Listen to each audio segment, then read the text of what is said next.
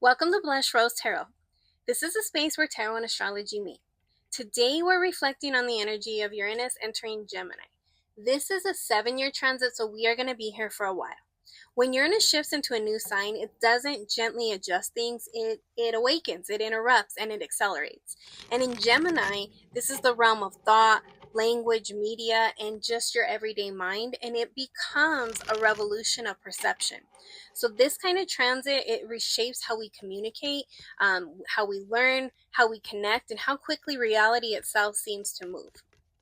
Historically, this energy has coincided with breakthroughs. So new technologies, new ideas, and new ways of understanding the world that we live in. I'm going to pull some cards and just really see how to navigate through this energy.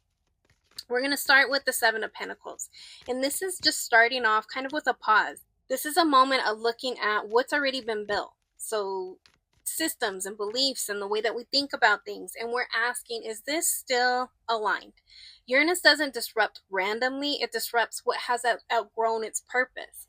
And then comes independence. So the rise of the individual mind, self-source knowledge, personal truth, autonomy. Under Uranus and Gemini, information becomes more accessible. And with that comes freedom, but also responsibility. It's a responsibility to think for yourself and to choose what you believe. And then we have this need for balance. So because the information expands, so does the stimulation. Temperance reminds us that integration matters, that not everything, not every idea has to be absorbed all at once. This is where wisdom begins, not in knowing everything, but in knowing what to hold. And here is where the tension appears. So there's too many perspectives. It could be too many narratives. The mind becomes divided. Under the transit, the truth can feel fragmented. And the Two of Swords reflects the moment where clarity is not immediate. This is where it must be chosen. And then comes the weight. So think like information overload, constant updates, a world that moves faster than a nervous system can process. This is the pressure of just keeping up, and it reveals something important. Just because everything is available doesn't mean everything is meant to be carried. And finally, we come to the Two of Wands. So this is where perspective returns.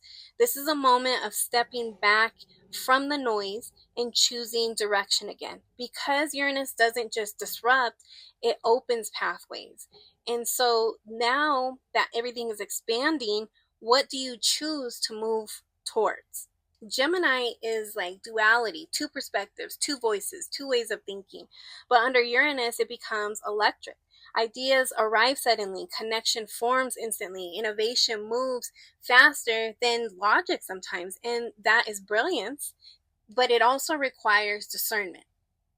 At the bottom of the deck, we have the Devil, and this is kind of part of the story that cannot be ignored, because when Uranus and Gemini brings freedom of thought, the Devil is asking, what is quietly controlling your mind? Is it algorithms, addiction to information? Are you endlessly scrolling? The illusion of choice that keeps you looping instead of choosing.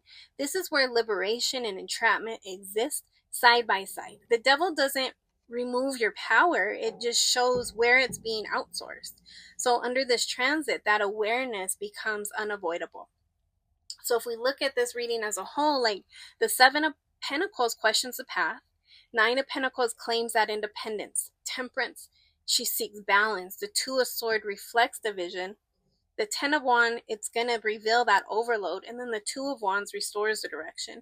And then the Devil, again, at the bottom here, it's beneath it all. So it asks you to recognize what you're unconsciously tied to. Uranus and Gemini doesn't change how we think. It changes what we notice about our thinking. This is a time of rapid ideas, shifting realities, really, really digging deep and expanding the awareness. But the real power here is not consuming everything. It's choosing consciously, because true freedom, it's in your mind. It's not found in this endless information, but in the awareness of what holds your attention. All right. That's what I have here for you today. Thank you so much for spending time here with me at Blush Rose Tarot. Until next time, take what resonates and let the rest pass.